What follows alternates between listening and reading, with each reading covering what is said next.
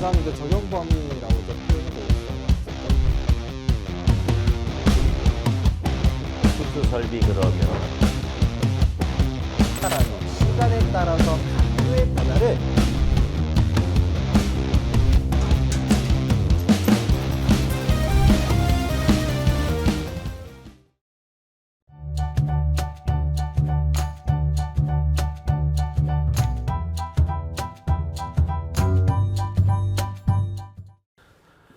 자, 다음 문제 6번. 직류 발전기가 90% 부하에서 최대 효율이 된다. 이렇게 얘기를 했네요. 자, 이때에 이 발전기의 전부하에 있어서 고정선과 부하선의 비는 얼마가 되느냐. 이렇게 얘기했단 말이죠. 그러면 요 직류기 그리면 돼요. 자, 직류기 아까 어디다 그렸어? 발전기, 변압기, 요도전동기 뒤에다 화학공장에다 갖다 그렸잖아요. 화학공장에다가. 자, 그럼 여기 발전기가 있는데, 자, 그럼 직류기 갖다 그리죠. 제가 그릴게요. 자, 뭐 이렇게 돼서 뭐 놓고, 그 다음에 여기에 뭐 정류자 이런 건 뭐 그냥 갖다 이제 그려서 놓은 것 뿐이고요. 자.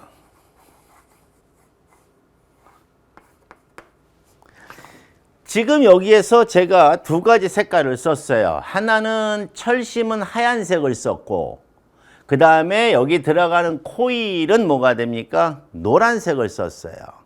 자, 이 코일에서 발생하는 이 손실, 코일에서 발생하는 손실, 네. 이거를 우리는 부하손이라고 그러고, 부하손, 그 다음에 여기 부하랑 걸면, 자, 부하랑 걸면 여기 전류가 뭐가 됩니까? 안 흐를 거 아니야. 전류가 0이면 뭐가 손실이 안 발생하죠. 부하를 많이 걸면 전류가 많이 흐를 거 아니에요. 그래서 얘는 부하에 따라서 그 손실이 커진다, 작아진다 해서 부하손이라고도 하고, 가변선, 크기가 변한다. 그래서 가변손이라고도 해요. 하지만 이 철선은, 이 철심에서 나오는 손, 철심은 그냥 지 혼자 돌아가는 거지 뭐. 얘는 그래서 철선은 부하랑 관계없기 때문에 크기가 안 변한다고 해서 고정손이다. 이렇게 이야기를 해요. 자, 이때에 그러면 부하를 안 걸면 예를 들은 거예요. 부하를 전혀 안 걸었다. 부하를 안 걸면 어떻게? 코일에 전류가 흐르지 않으니까 부하선은 0, 고정선만 있겠죠. 근데 부하를 많이 걸면 어떻게 돼요? 부하선이 올라가겠죠? 네, 이렇게 올라갈 거다 이거죠. 자, 이때에 효율 공식을 보면 효율은 얘의 효율이 되겠죠. 자, 먼저 효율은 간단한 겁니다.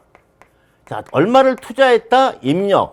그런데 얼마를 얻어냈다. 그럼 출력이죠. 만약에 입력과 출력이 같으면 매번 입력한 만큼 출력이 나오더라. 그럼 무슨 실이잖아. 그럼 효율이라는 말이 나올 필요가 없죠. 네. 손실이 안 발생하는데 효율이 왜 나와? 손실이 발생하니까, 그래서 입력과 출력이 같지 않으니까 효율이라는 단어가 나오는 거란 말이죠. 그럼 이 식을 바꿔 쓸 수 있지. 어떻게? 출력 플러스 손실, 출력. 이렇게 바꿔 쓸 수 있어요. 그런데 이상해. 왜? 뭐가 이상하냐? 이렇게 쓰면 되는데 이걸 또 나눠. 어떻게 나눈다? 이 손실을 나눠요. 이거를. 뭐다? 철선과 동선. 철선과 동선. 이렇게 나눈단 말이지. 이걸 왜 나누느냐 하는 걸 알아야 돼요. 이걸 나누는 이유는 이 효율을 계산할 때에 효율이 낮을 수도 있고 효율이 높을 수도 있는데 우리가 효율이 낮은 게 좋아요? 높은 게 좋아요? 높은 게 좋잖아. 이 효율이 높은 걸 우리는 뭐가 돼요? 최대 효율까지 높일 수가 있단 말이지. 이거를 최대 효율까지 올릴 수가 있는데 그 최대 효율이 되려면 최소 정리에 의해서 철선과 동선의 크기가 같을 때가 바로 최대 값이 올라간단 말이죠. 그래서 이걸 나누는 거다 하는 걸 알아두셔야 돼요. 자, 그러면 지금 여기에서 발전기가 90% 부하다. 얘가 뭐가 자기가 낼 수 있는 걸 다 내는 건 아니네. 예. 그러면 여기에 우리가 이제 뭐 이론상은 아니니까. 자, 그렇다면 철선을 우리가 PI라고 보통 하죠. 그 다음에 이 동선을, 이 부하선은 코일이기 때문에, 동이기 때문에 카파라는 그 스페링에 써서 PC를 쓰는데 항상 여기는 부하가 걸렸느냐, 부하가 안 걸렸느냐 하는 그 부하를 의미하는 게 n분의 1이에요. 예. 그래서 n분의 1의 제곱을 항상 곱해서 계산해야만이 동선을 얻어낼 수가 있어요. 이게 같으면 뭐가 되는 거예요? 최대가 되는 거예요. 자, 이론적인 건 여러분들이 배웠으니까 여기까지만 설명을 할게요. 자, 그렇다면 지금 현재 0,9니까 부하가 90% 부하라고 그랬잖아요. 그럼 90% 부하라고 그랬으니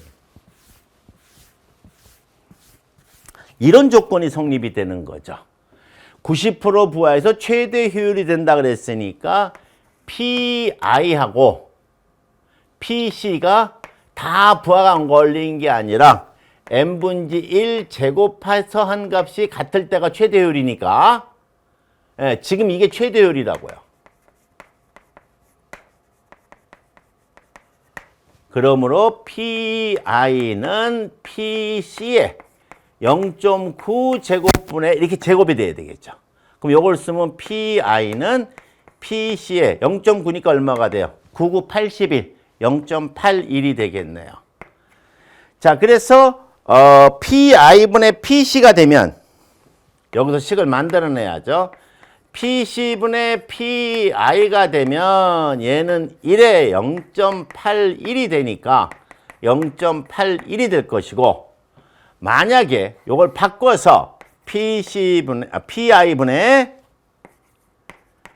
PC가 되면 0.81분의 1 이렇게 되니까 0.8이 1.25거든요.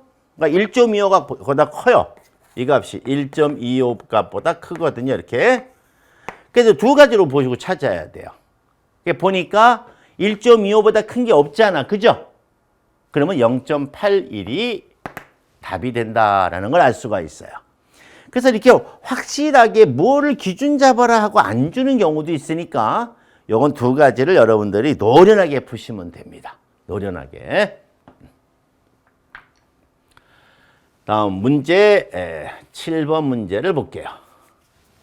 자, 반도체 소자 중 3단자 사이리스터가 아닌 것 이렇게 있는데요.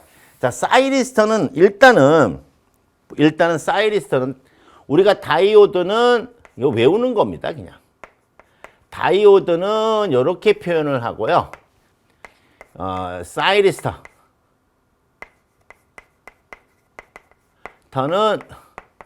가장 기본적인 표현이 이렇게 돼서 게이트 표기가 돼요.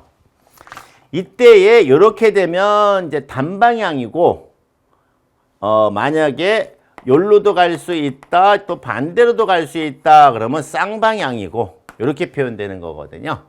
그래서 이때 이렇게 되면 단자가 하나, 둘, 세 개, 단방향 3단자, 얘는 쌍방향 3단자, 이렇게 되는데, 다 3단자가 아닌데 그 4단자짜리가 있답니다. 4단자짜리가. 4단자짜리가 있는데, 이렇게 돼가지고 이렇게 하나 있고 뭐 이렇게 하나 있는 것 같아요. 그래서 여기 SCS니까 그냥 외우셔야 됩니다. 이건 도면상으로 여러분이 외워주시기 바랍니다. 자, 다음 문제 8번. 자, 비례추이를 하는 전동기인데요. 요거는 그냥 넘어갈래요. 이거 유도전동기입니다. 유도전동기. 그런데 여러분들 여기 뭐가 돼요? 아까 제가 얘기했었죠. 기기, 동기기. 변압기, 유도전동기, 그 다음에 직류기, 정류기. 그래서 이걸 그냥 넘어가려고 하는 이유는 뭐냐 하면 다른 데는 아무것도 못 써요. 오로지 꼭 기억하면 돼요. 유도전동기 중에 권선형. 요거 위에는 비례추이라는 게 없습니다. 그러니까 굳이 이건 설명할 필요가 없어. 유도전동기 중에 무슨 형? 비례추이 나왔다면 무슨 형? 권선형. 요것만 기억하시면 돼. 여기 뭐 굳이 신경을 써서 설명을 할 필요가 없다. 자, 문제 9. 1차 전압이 6900V, 1차 축 권선이 3000, 권수비가 20의 변압기 60Hz를 사용할 때 철심의 최대 자속은 하고 물어봤는데 변압기네요. 뭐 변압기면 뭐 여러분들 다 아시는 거죠.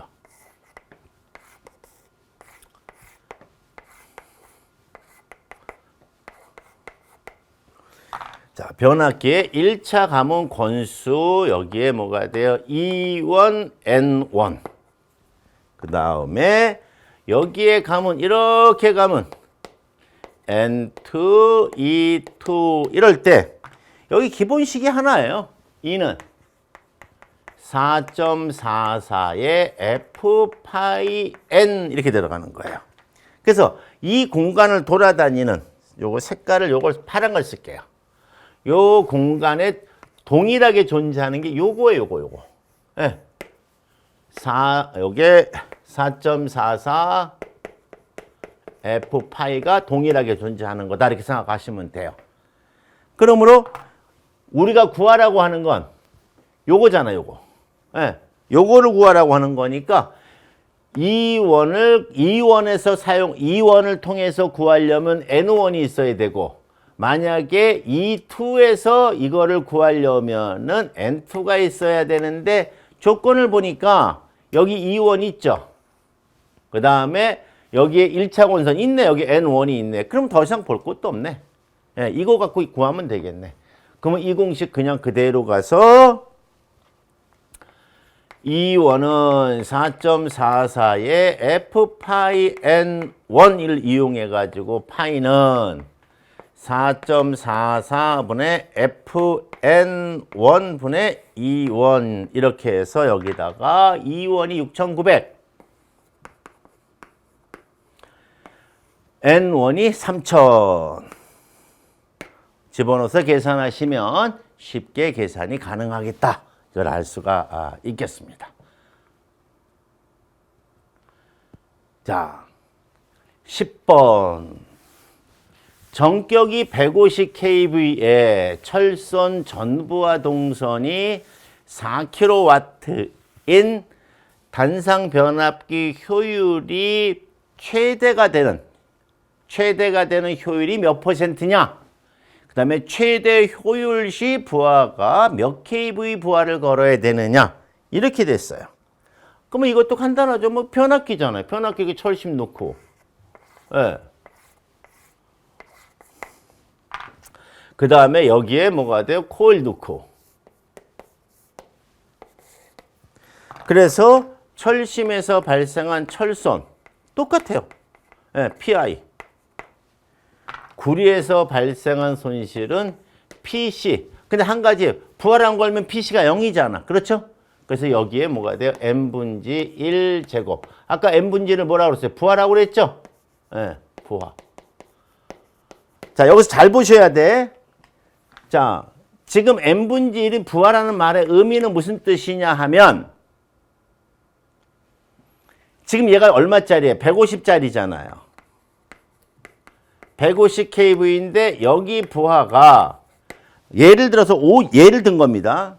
예를 들어서 50kV다. 그러면 이거에 얼마가 돼요? 얘는 150까지 내릴 수 있는데 50밖에 안 되잖아. 그러면 이거를 이렇게 쓰는 게 아니고 3분의 1 부하다. 이렇게 얘기를 하는 거예요. 네. 그 다음에 75kV 부하다. 걸려있는 게 여기 걸려있는 부하가 그러면 75kV면은 150에 75니까 얼마? 반 걸렸죠? 그러니까 얼마? 2분의 1 부하다. 이렇게 표현하는 거예요. 네. 그럼 여기다 들어갔을 때 이게 무슨 얘기냐? 자, 이걸 잘 확인해야 돼. PC n분지 1 제곱이란 말의 의미는 만약에 3분의 1 부하가 걸리게 되면 3분의 1 부하가 걸리게 되면 전부하, 여기다 150을 걸었을 때 150을 걸었을 때 발생한, 요건 150을 걸었을 때예요. 150kV일 때의 손실에 9분의 1이 발생한다는 뜻이에요. 오케이? 네. 자, 그러면 이것도 다 이제 계산을 해야 되는데, 계산 간단하게 하지만 이건 요령껏 해야 됩니다. 자, 전격이 150이야. 여기 철손이 1입니다. 내가 요거 놓을게요. 얘가 1kW예요. 얘는 안 변해. 예. 근데 얘가 지금 뭐가 됩니까? 9kW야. 4kW. 그럼 얘가 지금 4kW인데 전부하 동선이란 말은 전부하를 걸었을 때 전부하라고 그랬으니까 이거는 150이 걸렸다는 얘기예요. 여기 부하가. 근데 최대 효율이 되려면 어떤 조건이 돼야 돼? 들리네, 여기가. 얘기가 들리네요. 자, 최대 효율이 되려면 철선과 뭐가 돼? 동선이 같아야 돼. 예, 철선과 동선이 같아야 돼요. 근데 동선이 4야. 그러면 최대 효율이 안 되지? 그럼 동선을 줄여야 돼. 동선을 줄이려면 부하를 줄여야 되잖아. 근데 부하를 줄이면, 자, 이때 동선 어떻게 돼야 돼요? 동선은 부하를 줄인 거의 제곱만큼 줄여주잖아요. 그래서 n분의 1 제곱이잖아. 네. 그러면 여기에서 멋있게 한번 쓰고 난 다음에 하지만 얘가 4란 말이죠. 그럼 4 곱하기 부하를 얼마나 줄여야 얘가 1로 되느냐? 네. 그러면 여기에서 n분의 1 제곱이 4분의 1이니까 n분의 1은 루트 4분의 1 하니까 2분의 1이다 이거지. 아, 부하를 반으로 줄여야 되는구나. 이런 얘기예요. 그렇지만 이걸 여러분들이 제대로 이해를 했다면 간단하게 볼 수 있어요. 야, 4kg네? 그럼 그건 뭐가 됩니까? 1kg 되려면 부하 반으로 줄이면 뭐가 돼요? 손실은 반의 제곱 4분의 1로 주니까. 이거 금방 계산할 수 있잖아요. 그럼 반으로 줄였으니까 얼마 돼? 150의 반이니까 이거네? 네. 그럼 나머지 계산할 필요 있다 없다? 없다. 하지만 계산을 해준다면 이렇게 가는 거죠. 그러면 얘가 지금 최대 효율이 된다는 얘기는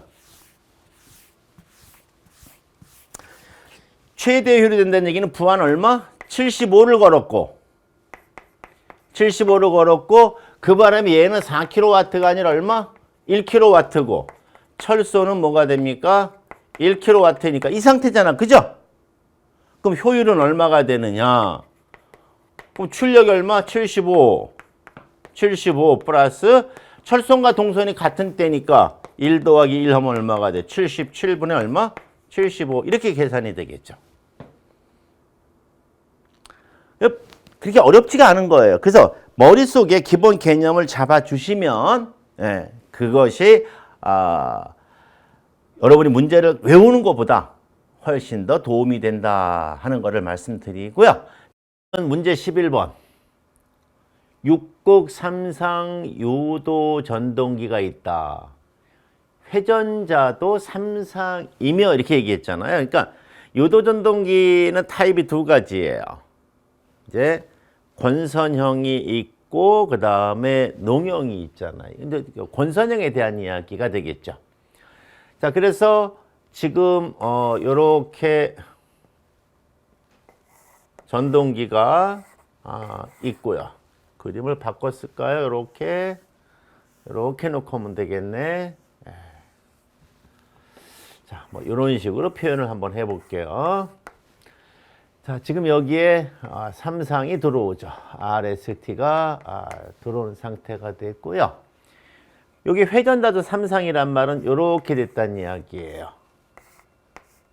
여기에 코일이 3개가 있겠죠. R상 코일, 그 다음에 S상 코일, 그리고 T상 코일 이렇게 들어와 있겠죠. 요것이 이제 슬립 링으로 이제 표현이 되어 있겠죠.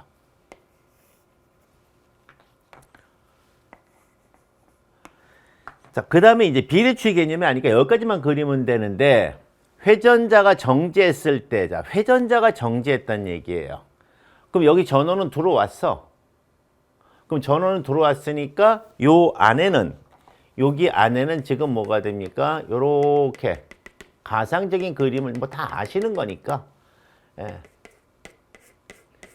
요 빙글빙글 돌고 있는 요 NS는 이렇게 있는 거죠. 회전하고 있는 거죠. 회전자계는. 근데 얘는 회전하고 있지 않은 거예요. 정지했으니까. 그러므로 NS는 0이 아닌데 N은 0이죠. 자, 그럼 N이 0이니까 어떻게 돼? 슬립으로 따지면 슬립이라는 거는 손실을 말하는 건데, 지금 슬립의 개념에서 NS에 대해서 이렇게 된 거잖아요. 손실률이거든, 이게요. 이게 0이야. 0이니까 어떻게 이것만 남게 되겠지. 그럼 얼마? 1이죠.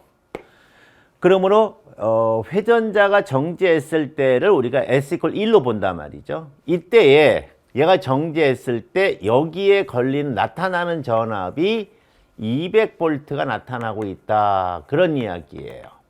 그런데 스텝 2는 뭐냐 하면 S = 1일 때지. 스텝 2는 얘가 돌아가기 시작하는 거예요. 돌아가서 어떤 상황이 되느냐 하는 거예요. 그러면 여기는 NS는 안 돌고 N은 도라는 것이 S = 1인데, 자, 두 번째는 NS는 돌고, 자, NS 돌아요. 얼마나 도나 볼까요? 6극이니까 몇 바퀴 돌까요? 자, 6극이니까, 자, P분의 120F 해서 6분의 120의 주파수가 60Hz죠. 여기 60Hz. 자, 그럼 60. 그럼 1200rpm이네. 그럼 얘는 1200rpm으로 돌고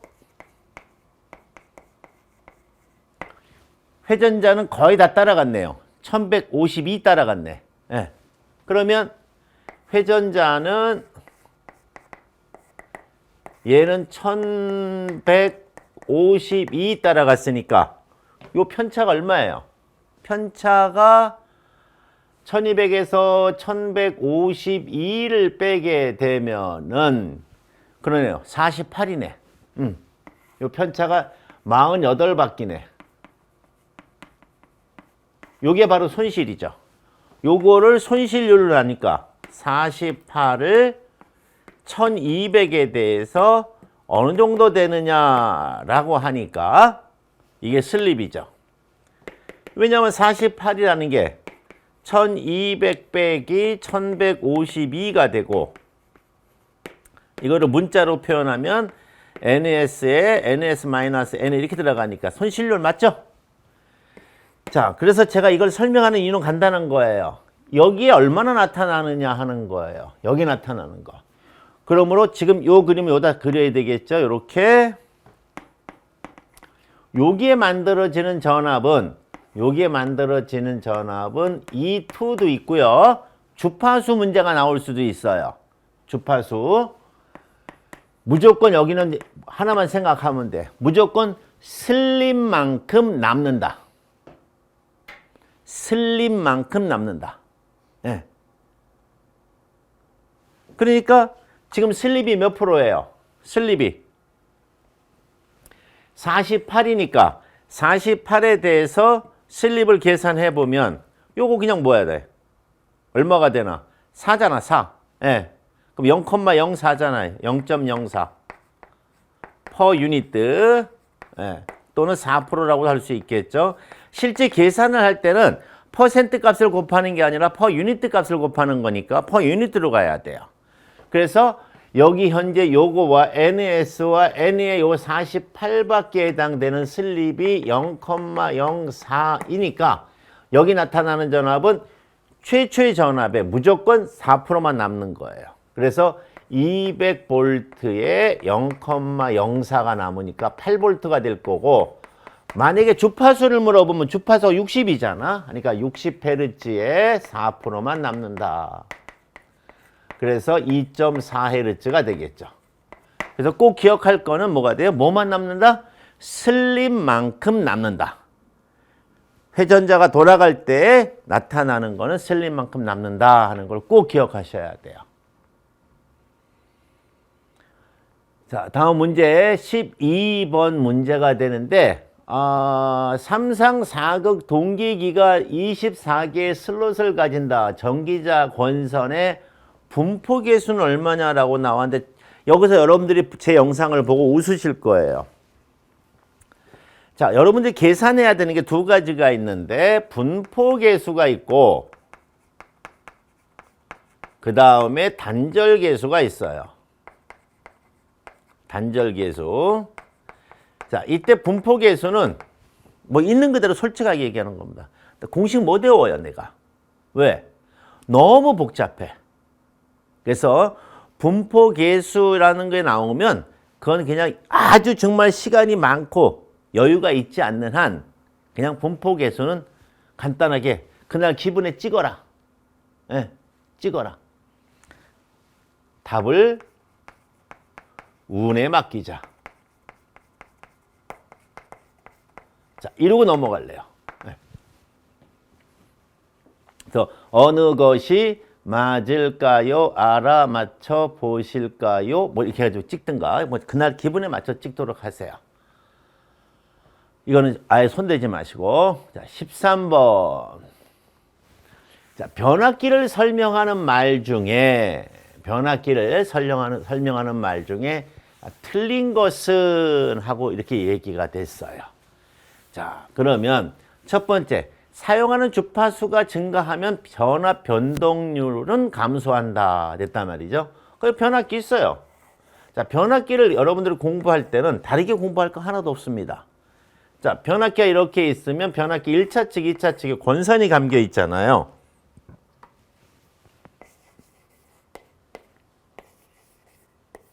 색깔을 바꿨을까요? 자,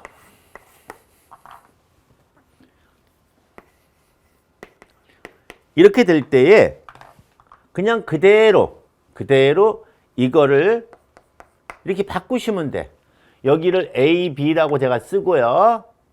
소문자 A, B로 쓸 테니까 얘를 이렇게 바꾸면 돼.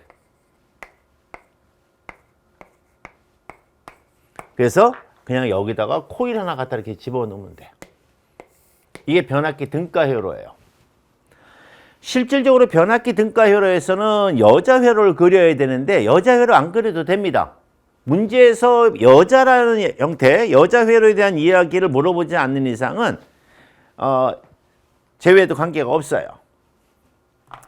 자, 이때 여기에 부하가 여기에 이제 ACB가 걸리겠죠. 보통 일반적으로 이제 ACB가 걸리는데